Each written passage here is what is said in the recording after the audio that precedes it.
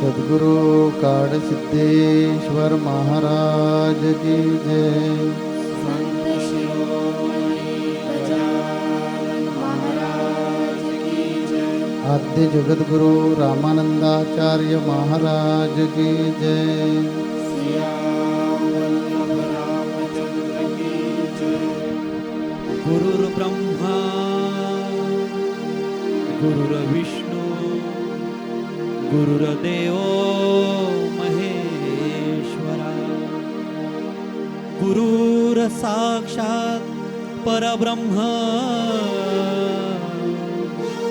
तस्मै श्री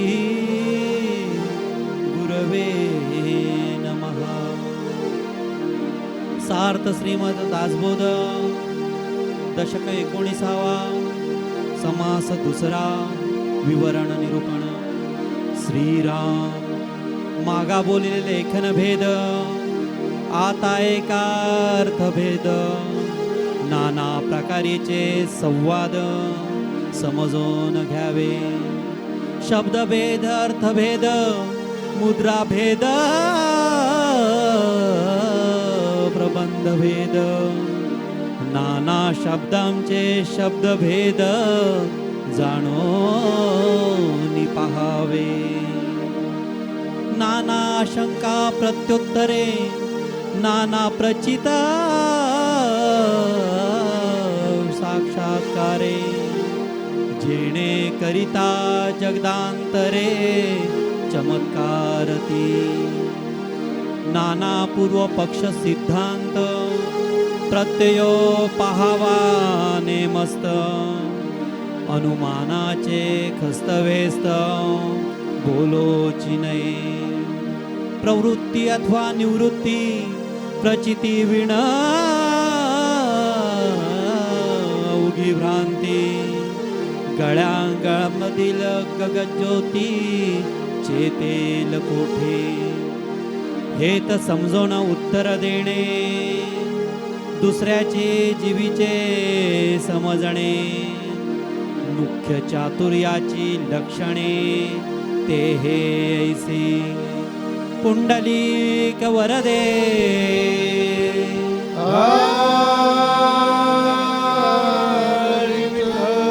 श्री ज्ञानदेव पंढरीनाथ महाराज की जय। जगद्गुरु नरेंद्राचार्य महाराज की जय। अनंत श्री विभूषित जगद्गुरु रामानंदाचार्य श्री स्वामी नरेंद्राचार्य चार्य जी के पवित्र चरण कमलों को वंदन करके उपस्थित सभी पुण्यात्माओं को मेरा श्री गुरुदेव।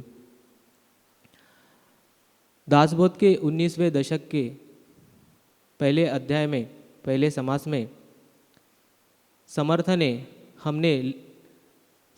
हमें लेखन कला के बारे में बताया। उसकी छोटी छोटी बातों के बारे में बताया और हम इस बात को जान सके कि लेखन का क्या महत्व है, किस प्रकार इससे पूरी मानव जाति को फ़ायदा हुआ है। हमारे यहाँ किताबें, पुस्तकें या ग्रंथ सिर्फ वस्तुएं नहीं है, हम इसे माँ सरस्वती का दर्जा देते हैं। साक्षात ईश्वर का रूप मानते हैं, क्योंकि इनमें ज्ञान है और हम सभी मनुष्य इस ज्ञान के भूखे हैं।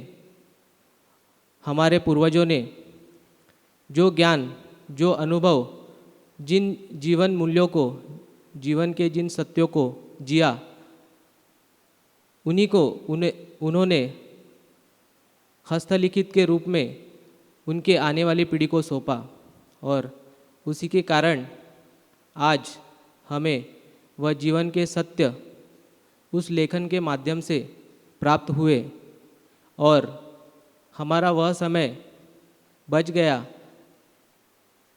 और ये सहजता से हमें उपलब्ध हुए।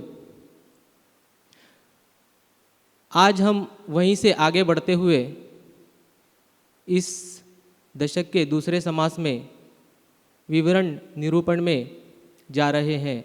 इसमें विवरण यानी किसी चीज़ का भाषा में प्रयोग शब्दों के द्वारा करके उसका सही अर्थ लोगों तक ले जाना।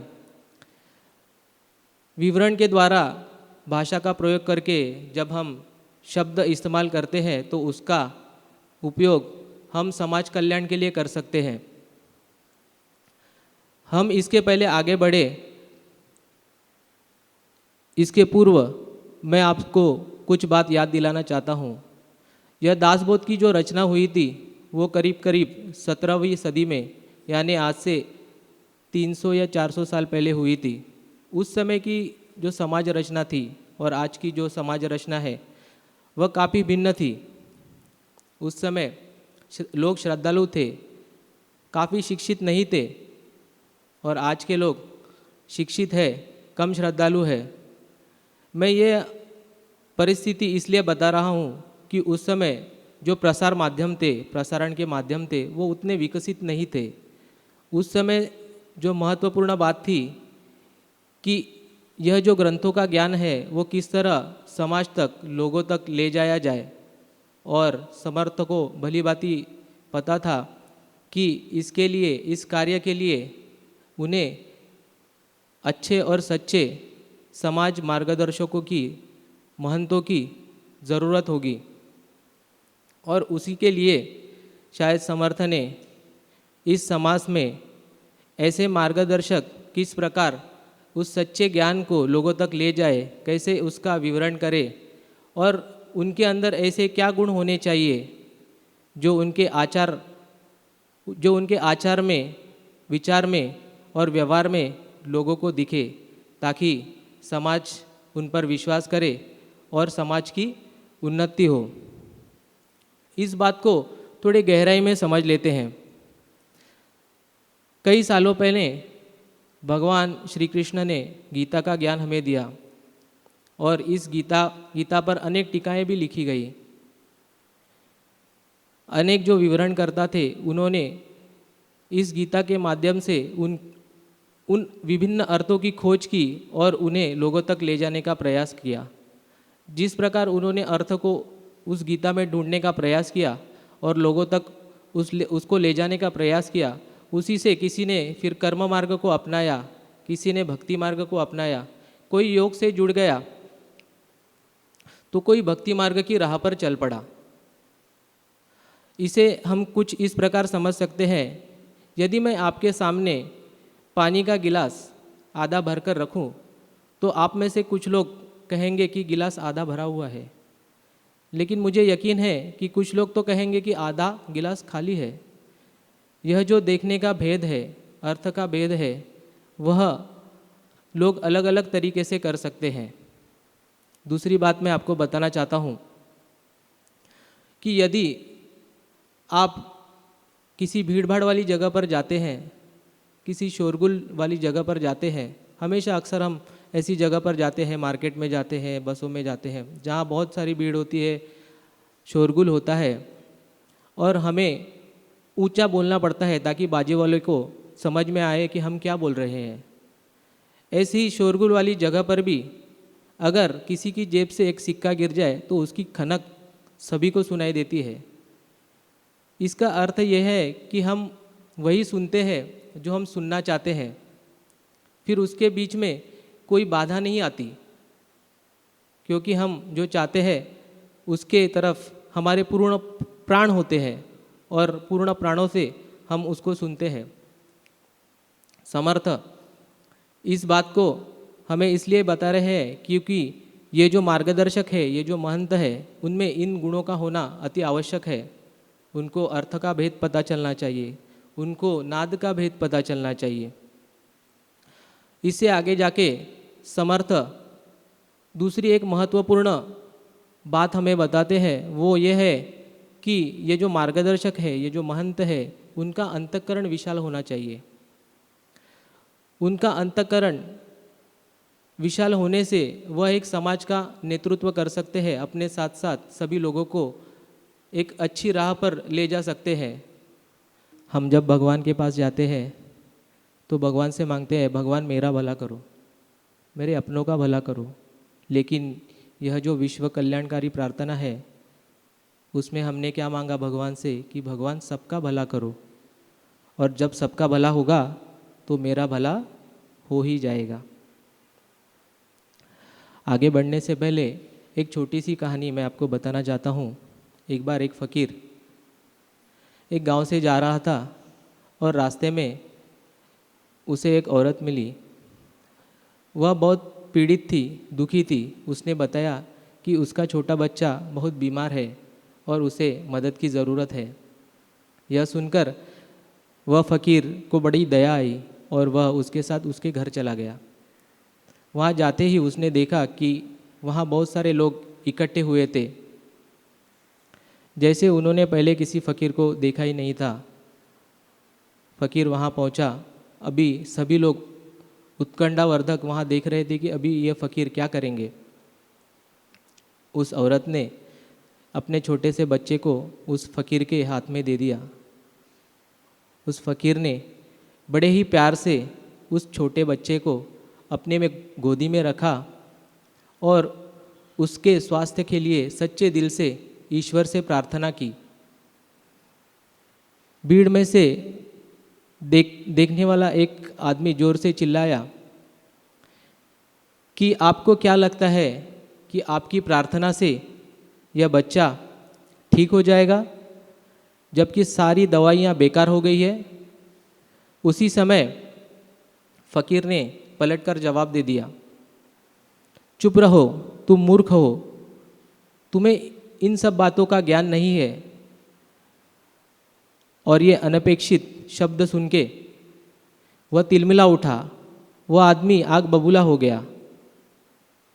वह कुछ करने की सोच ही रहा था, इतने में वह फ़कीर उसके पास जा पहुँचे और उसके कंधे पर हाथ रखकर बोला कि अगर एक शब्द तुम्हें इतना क्रोधित और तप्त कर सकता है तो दूसरा शब्द किसी को स्वस्थ भी कर सकता है। इसी प्रकार उस दिन उस फ़कीर ने एक नहीं 2 व्यक्तियों को स्वस्थ कर दिया।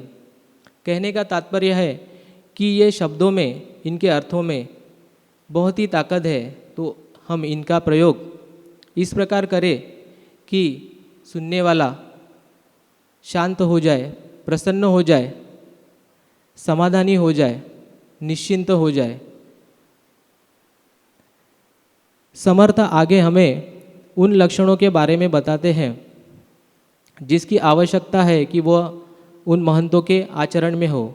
उनका आचरण शुद्ध होना चाहिए, व्यवहार शुद्ध होना चाहिए, उनका अंतःकरण पवित्र होना चाहिए, उनका चरित्र निस्संदेह अच्छा होना चाहिए, उन्हें अर्थभेद का ज्ञान होना चाहिए, उन्हें विविध प्रकार के आक्षेप, शंकाएं और उनके समाधानों के बारे में ज्ञान होना चाहिए, क्योंकि उनसे अपेक्षित है कि वह लोगों की शंकाओं का समाधान करे और उसके लिए उनका अनुभव और उनकी बुद्धि उच्च दर्जा की होनी चाहिए। क्योंकि लोग ऐसे महंतों के पास, ऐसे संतों के पास काफ़ी आशा से, काफ़ी श्रद्धा से आते हैं और उनके सही ज्ञान न होने पर उन्हें बहुत पीड़ा मिलती है। इसीलिए ऐसे महंतों को विषय का पूरा ज्ञान होना चाहिए। जिस विषय पर उन्हें बोलना है, उन्हें चर्चा करनी है, उसका अभ्यास करना आवश्यक है।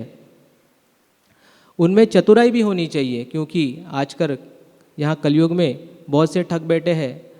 तो महंत को, प्रचारकों को चतुर भी होना चाहिए।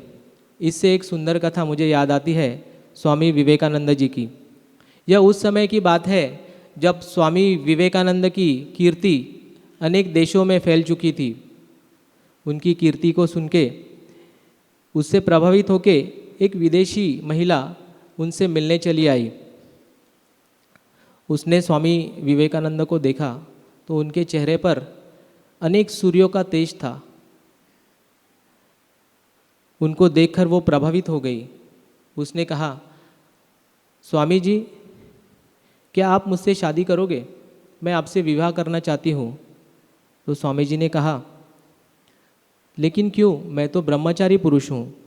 उस पर उस महिला ने कहा कि मुझे आप जैसा तेजस्वी पुत्र चाहिए, जो समाज में जाकर ज्ञान को बांटे और मेरा नाम रोशन करे।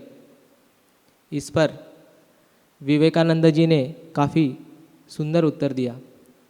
उन्होंने उस महिला को कहा कि हे देवी, मैं आज से आपको अपनी माता बना लेता हूँ।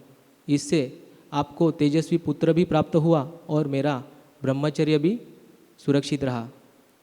तो इस प्रकार एक महंत को, प्रबोधनकार को, प्रवचनकार को चतुराई दिखानी होती है, जो आवश्यक है। चतुराई के साथ साथ उनकी वाणी में मिठास भी होना अति आवश्यक है। उनकी वाणी मीठी होनी चाहिए। हमने कई बार स्वामी जी को प्रवचनों में सुना है, जब स्वामी जी हमें प्रवचन के माध्यम से मार्गदर्शन करते हैं, तब हमें समय का पता ही नहीं चलता, हमें परिस्थिति का भान ही नहीं रहता। क्यों? क्योंकि स्वामी जी जब बोलते हैं तो उनके वाणी में एक मिठास है, एक आत्मीयता है, एक ममता है, जो हमारे अंतर को छू जाती है और हम उसी में खो जाते हैं। इसी प्रकार जो महंत है, उनके वाणी में मिठास होनी चाहिए, संयम होना चाहिए, उनका वर्तन शांत होना चाहिए। किसी भी चीज़ से वह उद्विग्न नहीं होने चाहिए, उखड़ने नहीं चाहिए। और यह सब क्वालिटीज़ है जो एक महंत के अंदर, एक संत के अंदर, एक मार्गदर्शक के अंदर होनी चाहिए। इससे आगे बढ़ते वक्त मैं और एक क्वालिटी के बारे में बताना चाहता हूँ, जो समर्थ ने खूब सोच कर लिखी है, और वह है उपदेश। जो महंत है, मार्गदर्शक है, वो हमेशा ही समाज को उपदेश करते हैं। और वो उपदेश इसलिए महत्वपूर्ण है क्योंकि उसी उपदेश को समाज उनके आचरण में लाने वाला है। इसकी एक सुंदर कथा है। यह उस बार की कथा है जब कौरव और पांडव दोनों ही गुरु द्रोण के गुरुकुल में शिक्षा प्राप्त कर रहे थे। उस समय गुरु द्रोण ने एक दिन सभी को एक सबक दिया। उन्होंने कहा कि यह सबक जो मैं आज बता रहा हूँ वो कल सभी को याद करके आना है। और वो सबक था सत्यम वद, यानी सच बोलना। सबक तो 2 शब्दों का ही था।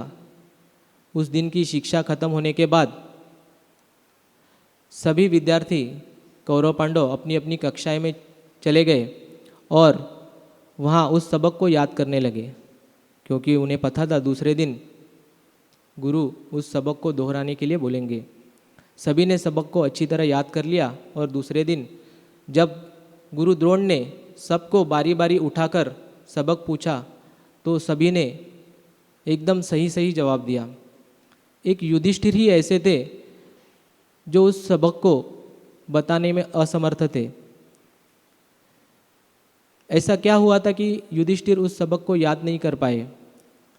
ऐसा 1 दिन नहीं हुआ, 2 दिन नहीं हुआ, 15 दिन हुए, युधिष्ठिर उस सबक को याद नहीं कर पाए।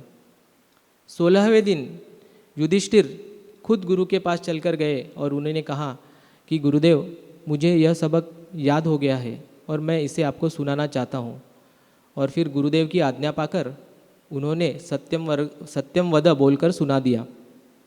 गुरु ने युधिष्ठिर से पूछा कि सबक तो सिर्फ 2 शब्द का ही था, फिर तुम्हें यह सबक याद करने के लिए इतने दिन क्यों लगे? युधिष्ठिर ने कहा कि सबक याद कर आपको सुनाना कठिन नहीं था, लेकिन जब तक इसको मैं अपने आचरण में धारण नहीं करता हूँ तब तक मैं कैसे कहूँ कि यह सबक मुझे याद हो गया है। इसमें बड़ी ही गहरी बात है। महंत संत जो कहते हैं वह पहले उनके आचरण में होता है, उनके व्यवहार में दिखता है, इसीलिए उसका महत्व बढ़ जाता है और समाज उसको अपने आचरण में लाता है और उन्नति करता है। समाज को बदलने के लिए महंत को प्रयत्नों की, पुरुषार्थ की ज़रूरत होती है। अगर हम देखें तो स्वामी जी आज जो कार्य कर रहे हैं वो समर्थ के जैसे ही अनेक प्रचारक, प्रवचनकार तैयार करने की श्रृंखला बना रहे हैं। वह चाहते हैं कि यह प्रचारक, मार्गदर्शक समाज में जाए और उनके आचरण से लोगों को पता चले कि एक प्रबोधनकार, प्रवचनकार कैसा होना चाहिए, उसका वर्तन कैसा होना चाहिए। आज उसी दिशा में उनका भी कार्य चल रहा है। जगत गुरु आज उसी दिशा में चाहते हैं कि हम भी कार्य करें, आगे बढ़े और इस समाज कल्याण में अपना हाथ बढ़ाए। सद्गुरु हमेशा इस बात का ख्याल करते हैं कि कैसे उनके शिष्यों को उनके आचरण में यह अच्छी चीज़ें लानी चाहिए। कैसी यह चीज़ें सिर्फ बताने से काम नहीं होगा, उनको खुद के आचरण में भी उसको उतारना होगा, तभी हम आगे बढ़ सकते हैं। और सद्गुरु वह शक्ति हमें देते हैं कि हम उनके बताए हुए मार्ग पर चलते हुए खुद के आचरण में भी उसको ढाल लें। यह जो समाज प्रबोधक है, प्रवचनकार है, उनमें विनम्रता होनी चाहिए। भले ही वह ज्ञान का भंडार क्यों न हो, ज्ञान का भंडार का गर्व उन्हें नहीं होना चाहिए। अगर ज्ञान का गर्व हो गया, अहंकार हो गया, तो जहाँ पर वो पहुँचे हैं वहाँ से सीधे हम नीचे गिर जाएंगे। हमारे व्यक्तित्व का कोई अर्थ नहीं रह जाएगा और हम एक समाज को लीड नहीं कर पाएंगे और वो क्वालिटीज़ हम खो देंगे। इसीलिए यह समर्थ ने जो बताया है वह हम हमारे सद्गुरु के आचरण में देख सकते हैं। उनको देखकर हम समझ सकते हैं कि किस प्रकार सद्गुरु अपनी कृति से, अपने व्यवहार से इस चीज़ों को हमें सिखाते हैं। वह देखने की दृष्टि हम में होनी चाहिए और तभी हम आगे बढ़ सकेंगे और अपने साथ साथ सभी लोगों को सही राह पर ले जा सकते हैं। स्वामी जी हमेशा बताते हैं कि जब हम समाज में जाते हैं तो हम उनका प्रतिनिधित्व करते हैं और हमें देखने से, हमारे आचरण से लोगों को पता चलना चाहिए कि किस प्रकार स्वामी जी ने उनके शिष्यों को, उनके चेलों को तैयार किया है, क्योंकि हम समाज में उनकी पहचान है। और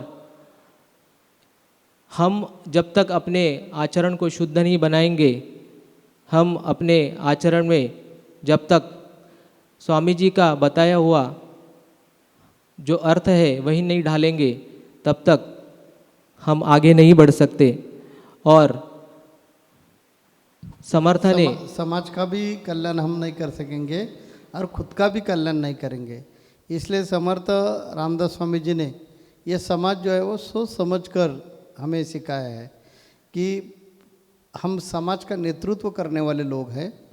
हम सत्संगी जो है वो नेतृत्व करने वाले हैं। हमारे सहवास में कोई भी आ गया कि उनको ज्ञान बांटने का हम प्रयास करते हैं। मानवीय स्वभाव ही है ऐसा कि वो चुपचाप नहीं बैठेगा, उनको जो मालूम है वो दूसरों को देता है। तो देता है तो वो व्यक्ति कैसी चाहिए, ये समाज में समर्थ रामदास स्वामी जी ने बताया है कि वो व्यक्ति लीन चाहिए, शालीन चाहिए, विनम्र चाहिए, वो जो बोलता है वैसे उनकी कृति चाहिए, वो पारदर्शी चाहिए, वो अव्यक्त यानी विशाल चाहिए। ऐसे जो दैवी गुण है उनमें जब तक नहीं है तब तक उनको बोलने का अधिकार ही नहीं। उनके दिल में दया क्षमा करने का सामर्थ्य नहीं है या क्षमता नहीं है, तो लोगों को क्या बोलेगा वो कि नहीं नहीं नहीं दया करना चाहिए, क्षमा करना चाहिए, तो पाखंडीपना हो जाएगा। तो हमारे में पाखंडीपना नहीं आना चाहिए और दूसरों का भला करते करते खुद का भी भला होना चाहिए। इसलिए समर्थ रामदास स्वामी जी ने ये जानबूझकर ये समझ बताया, वो आपको भी लागू है और मुझे भी लागू है, मेरे चेलों को भी लागू है, हम सत्संगी जितने लोग हैं वो सबको लागू है कि हमारे कृति में, हमारे आचरण में, हमारे दिल में, हमारे अंतःकरण में, हमारे मन में, हमारे मस्तिष्क में ये सब चीज़ें आना चाहिए और हमने बदलाव करवा के खुद का कल्याण करना चाहिए और दुनिया का भी कल्याण हमने करना चाहिए। क्योंकि भगवान ने हमें ये इंसान का जन्म दिया है, ये दिया उनकी देन है, तो उनका जो ऋण है वो ऋण से मुक्त होने के लिए भगवान के लिए या का ना हो, लेकिन हमने हमारे में बदलाव करवा के हमारे ज़िंदगी का कल्याण करवाना चाहिए। अभी हम रुकते हैं और अगले सत्संग में वापस मिलेंगे। जगत गुरु नरेंद्राचार्य महाराज की जय। सद्गुरु काड़ सिद्धेश्वर महाराज की जय।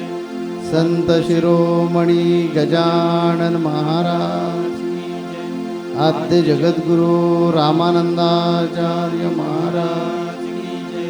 सिया वल्लभ रामचंद्र की जय।